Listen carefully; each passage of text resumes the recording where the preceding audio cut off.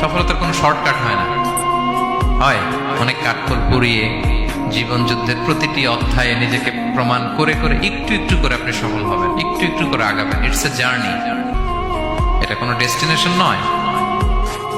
এবং সফল হওয়ার পথ পরিক্রমায় কোনো লিফট নেই, সিঁড়ি বেয়ে উপরে উঠতে হয়। কি বেয়ে? কিন্তু আমরা সফল হতে চাই কিভাবে? ডাইরেক্ট 100 তলায় আমি সফল, উপরে সবার উপরে আমি, এইভাবে চাই সফলতাটা।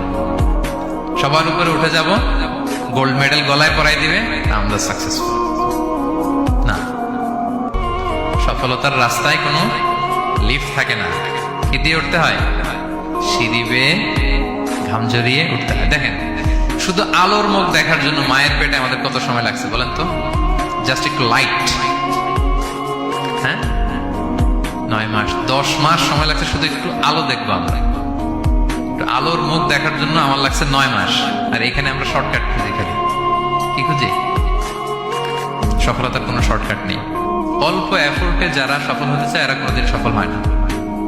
ইউসুফ আলাইহিস সালামের জীবনীটা একটু খেয়াল করেন, একটু একটু করে তিনি সামনের দিকে গিয়েছেন এবং সবশেষে ইজিপ্টের ফিনান্স মিনিস্টার হয়েছেন।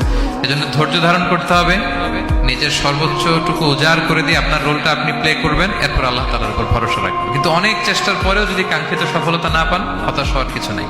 কারণ বিশ্বাসীর সফলতা শুধু দুনিয়াতে না, বিশ্বাসীদের সফলতা আখিরাত পর্যন্ত বিস্তৃত। ওইটা আসল সফলতা। ফামান যুহজিহা আনিন নারি ওয়া উদখিলাল জান্নাতা ফাকাদ ফাজ। যে জাহান্নাম থেকে মুক্তি পেল, জান্নাতের নিশ্চয়তা